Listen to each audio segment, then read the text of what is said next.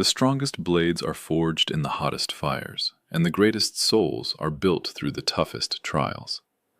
Witness the raw intensity of human resilience in our latest series of high-contrast, narrative-driven stories. Subscribe today and find the strength to forge your own path ahead. The morning of my son's wedding, I wore the navy blue suit my wife picked out for me the Christmas before she passed. She had terrible taste in neckties, but perfect taste in everything else. I remember her holding it up in the store, saying, "Gerald, this is the one. You'll wear this to something important someday."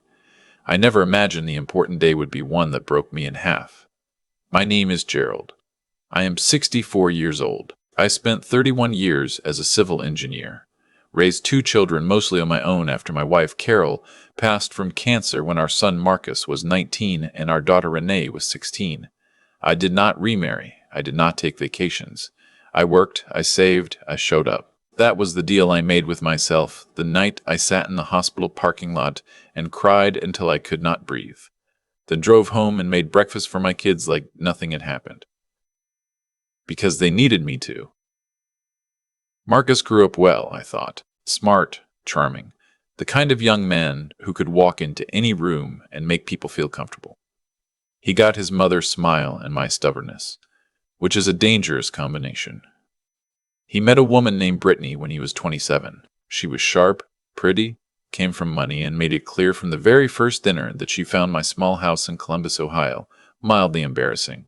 She never said it outright. She said it the way people like that always do, with a smile and a slightly too long pause before she complimented something. I liked her anyway. I tried to. Because Marcus loved her, and Marcus was all I had left of Carol, and that was enough for me.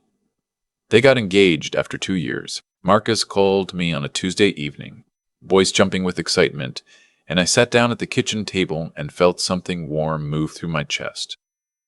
I told him I was proud of him. I told him his mother would have loved this. There was a silence on the line that I did not know how to read at the time. I would understand it later. The wedding planning started almost immediately. Brittany wanted a big wedding, not big the way regular people mean big. 300 guests, a vineyard venue outside of Nashville, a live band, a florist who apparently had done a celebrity wedding that Brittany mentioned every single time we were in the same room. The quote they got was $87,000. Marcus called me 2 weeks after the engagement to talk about money. He did not ask directly. That was never how it worked with us. He explained the situation, laid out the numbers, mentioned that Brittany's parents were contributing $40,000, then let the silence do the work. I asked him what he needed from me. He said, "Dad, whatever you're comfortable with," which meant whatever covers the rest. I had savings. I had worked 31 years for those savings. I had planned to use some of it for retirement, maybe see a few places Carol always wanted to visit. Ireland, the Pacific Coast, New Orleans.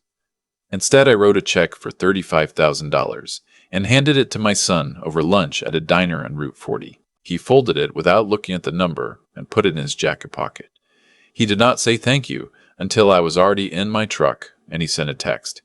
I told myself that was fine. Kids today express things differently. I told myself a lot of things. Over the following 8 months, I was consulted exactly twice about the wedding. Once about whether I preferred chicken or salmon at the reception dinner, and once about whether I could pick up Marcus's grandmother from the airport. Brittany's grandmother, I mean. I had never met the woman. I drove 40 minutes each way and bought her coffee, and she spent the ride telling me about her timeshare in Sarasota. I smiled and nodded and dropped her at the hotel and drove home. I was not asked to be involved in the rehearsal dinner planning. Brittany's mother handled that. I was not asked about flowers or music or seating arrangements.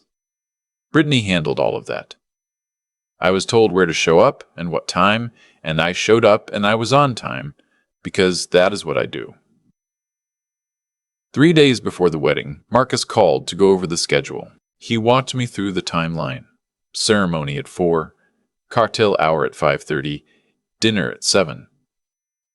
Then he said, almost as an afterthought, "Oh, and Dad, during the reception, when they do the family photos after dinner, just hang tight near the bar area. We're going to do immediate family first, and then we'll grab you after." I asked what he meant by immediate family. He said, "Just me and Brittany, then her parents, then her siblings. It's what the photographer suggested. I sat with that for a moment. Then I asked calmly where I fit in that picture. He said, "Dad, you're gonna be in photos just later." I said, "Marcus, I'm your father." He said, I know. It's just... Brittany's family is bigger, and the photographer has a whole order. I said, "Okay." He said, "You're not upset, are you?" I said, "I'll see you at the rehearsal." I did not sleep that night. I lay in the dark in the house where Marcus had grown up, in the room across from the one where he used to stay up too late playing video games, and I thought about the $35,000 check he had folded without looking at. I thought about Carol. I thought about what she would have said. She had a phrase she used when she thought I was letting people walk over me. She would say, "Gerald, still water runs deep, but a doormat just gets dirty." I had not thought about that phrase in years. The rehearsal dinner was fine on the surface. I sat at a table with Marcus's aunt on Carol's side, and two of Brittany's cousins who talked about a real estate investment for most of the meal. I watched Marcus across the room being charming and happy, and I felt proud of him. And something else I did not have a name for yet. Brittany's father gave a toast that was 11 minutes long, and mentioned me once as Marcus's dad, Gerald, who made the drive from Columbus. Made the drive. As though I was a neighbor who stopped by, not the man who had raised him alone for 16 years. I raised my glass when everyone else did. The morning of the wedding, I drove to Nashville in my Navy suit. I arrived at the Vineyard venue at 2:30, 90 minutes early, because I am never late to anything. The grounds were beautiful. Carol would have loved it. The rolling hills, the white oak trees, the way the afternoon light came through in long gold columns. I thought about taking a picture to send to Renee, who had flown in from Portland and was getting ready with the bridal party. I decided to just stand there and look at it instead. At 3:15, a young woman with a clipboard found me near the entrance and told me my seat was in the third row on the left side, behind Brittany's aunts. I said I thought family sat in the front rows. She checked her clipboard and said, "That's what we have here." I followed her without another word. I sat in the third row and watched my son get married. He looked happy. He cried a little when Brittany came down the aisle, and I felt my chest tighten in a way that was entirely love and entirely grief at the same time. Carol should have been there. She should have been the one squeezing my hand and crying quietly and embarrassing both of us with how loud she cried at weddings. She used to cry at other people's weddings, at strangers' weddings on television. She was not there, and Marcus was crying, and I was in the third row behind Brittany's aunts. The ceremony was beautiful. I will say that honestly. It was at the cocktail hour that it happened. I was standing near the edge of the terrace with a glass of water. I do not drink at events where I need to drive, when the photographer gathered the family for photos. Brittany's family arranged themselves near the old stone wall that the venue used as a backdrop. Marcus stood in the center. I started walking over, straightening my jacket, and Brittany stepped toward me. She was smiling the way she always smiled at me, warm on the surface, measured underneath. She said, "Gerald, we're just doing immediate family right now. The photographer has a whole schedule. We'll get you in after." I looked at my son. He was looking at his shoes. I said, "Marcus." He looked up. He said, "Dad, it'll be really quick." And then Brittany's mother said something to the photographer, and they all shifted together, closing the gap where I might have stood, and suddenly there was just no space there. Like I had never been heading toward it at all. 220 people were milling around that terrace. The caterers were passing appetizers. The string quartet was playing something from a movie I did not recognize. And I was standing 6 feet from my son's family photograph, with nowhere to put my hands. I said, "All right." I said it quietly. I set my glass of water down on a nearby table. I smoothed the front of the jacket Carol had picked out, and I walked back through the vineyard to my truck. I sat in the driver's seat for about 4 minutes. I did not cry. I was past the age where humiliation made me cry. It had been replaced by something colder and more deliberate. I took my phone out, and I called my attorney. His name is Richard, and he has been my attorney for 22 years. And he answered on the third ring, even though it was a Saturday evening, because that is the kind of relationship we have. I told him what I needed. He was quiet for a moment. Then he said, "Are you sure?" I said yes. He said he would have the paperwork ready by Monday morning. I thanked him and hung up. Then I called my bank. I told them I needed to review the beneficiary designations on all of my accounts, the savings, the investment accounts, the life insurance policy, all of it. The woman on the phone said she could walk me through the process online, or I could come into the branch Monday morning. I said, Monday morning. Then I sat in the parking lot of my son's wedding venue, and I watched the sun go down over the Tennessee hills. And I thought about Carol, and I thought about $35,000, and I thought about a third-row seat behind Brittany's aunts, and I thought about how a man can love his child completely and still refuse to be treated as furniture. I drove home to Columbus that night, 4 hours and 20 minutes. I stopped once for gas and a cup of coffee, and I did not turn the radio on. I needed the quiet. The call started Sunday morning at 7:42. Marcus first. I let it ring. Then a text. Dad, where did you go? We couldn't find you for the photos. I read it and put the phone face down on the kitchen table and made myself eggs. At 9:15, Brittany called. I had never received a phone call from Brittany that was not about logistics, a flight time, an address, a question about whether I could bring something to somewhere. I let it ring. At 11, Marcus called again. This time he left a voicemail. He said they had looked for me at the reception and couldn't find me, that people had asked where I was, that Brittany was upset that I had left without saying anything. That last part nearly made me laugh out loud.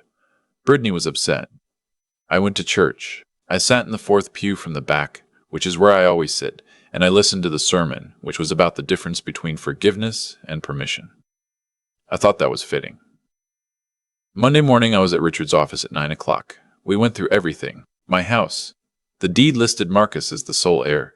We changed that to a living trust with provisions. The investment accounts, the life insurance, all of it restructured. I also had Richard draft a letter. Not an angry letter. A precise one.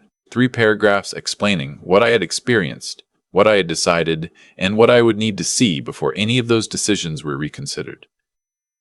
I did not use the word revenge anywhere in the letter. I did not need to. Marcus received it Wednesday by certified mail. He called me 17 times that day. I answered on the 18th. He was not charming on that call. He was something closer to panicked. He said he had not known Brittany was going to approach me at the photos, that it was not his decision, that he was sorry I felt excluded. I noticed the language. Sorry I felt excluded. Not sorry that he had stood there watching it happen and looked at his shoes. I let him finish. Then I said, Marcus, I want to ask you something, and I need you to answer me honestly. He said, okay. I said, when I was walking toward you for those photographs, and Brittany stopped me and you looked down at your shoes, what were you thinking? There was a long silence. Then he said, I didn't know what to do. I said, I know, that's the problem. I told him I loved him. I told him I was not walking away from him and I never would. I told him that what I had changed was not about punishment. It was about making sure that everyone involved understood clearly and without ambiguity that I was a person in this family, not a financial resource, that my presence had value, that my feelings had weight, that the man who had raised him alone, who had never once missed a school event or a doctor's appointment or a 2 a.m. phone call, deserved to stand in the front row of his son's wedding photograph. He was quiet for a while. Then he said, Dad, I'm so sorry. Not sorry I'd felt something. Sorry. Full stop. I told him we would talk more when he got back from the honeymoon. I told him I expected us to sit down, the 3 of us, and have an honest conversation. I told him I was open to that conversation, but I was not open to going backward. He said he understood.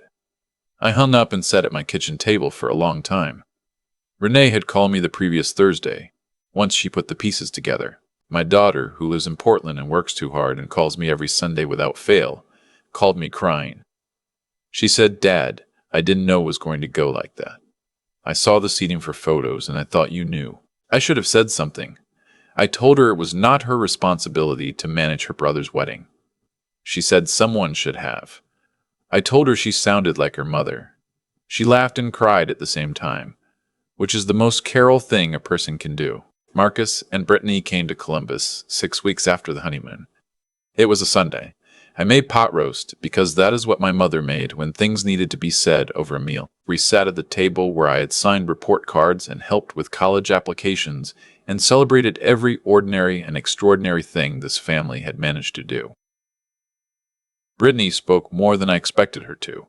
She said she had not thought about how her decisions would land, that she had been so focused on the day going a certain way that she had stopped thinking about the people in it. She did not make excuses, which I respected. She cried a little, which I had not seen her do before. It made her look more like a person and less like a presentation. I told her I appreciated that. I meant it. We talked for 3 hours. About Carol. About what it had been like raising Marcus after she died. About the things I had never said out loud because I thought a father was not supposed to say them. That I was lonely sometimes. That I had sacrificed things and did not regret them but would have liked to be seen for them. Marcus sat across from me and listened in a way he had not listened to me in years. Maybe since he was a teenager and needed something from me. This time he just listened because I was talking. Before they left, I walked Marcus to his car. It was October, and the light was that particular kind of cold and gold that Ohio does in autumn. He turned to me in the driveway and said, "Dad, I need to say something." I waited. He said, "I knew what was happening on the terrace. I didn't look at my shoes because I was confused. I looked at my shoes because I was ashamed, and I didn't know how to fix it in the moment, so I just didn't. I chose the path that felt easier, and I have regretted it every single day since." He paused. "You deserved better than that. You've always deserved better than that." I put my hand on my son's shoulder. He is taller than me now, has been since he was 17, and sometimes I still see the boy who used to fall asleep in the car on the way home from baseball games and had to be carried inside. I said, "I know you know that. That's enough for now. We'll build the rest." He nodded. His eyes were wet. I watched them drive away, and I stood in my driveway in Carol's favorite October light, and I thought that she would have handled this much better than I did, and also exactly the same way, because that is what she always said about us, that we were different in every detail and identical in every principle. The trust remains in place, not as a weapon, as a reminder that I am here, that I matter, that the love I give is not a transaction that can be accepted without acknowledgement. If that changes, so will the paperwork. Richard knows, but I believe it will change. I believe my son looked at his shoes on that terrace and saw clearly, maybe for the first time, the distance between the man he was and the man he wanted to be. And I have to believe, that what we rebuilt over a pot roast on a Sunday in October is sturdier than what existed before. Because this time it was built honestly, with all the hard pieces on the table where everyone could see them. Carol used to say that the truth is the only thing worth handing down. I am 64 years old. I wear a Navy suit to important things, and I am still here, still standing, still taking up exactly the space I am owed. That is enough. That is more than enough. If this story stayed with you, if you have ever felt invisible in a room full of people who are supposed to see you, share it with someone who needs to hear it. And if you are watching from somewhere far away tonight, drop your location in the comments. I read every single one.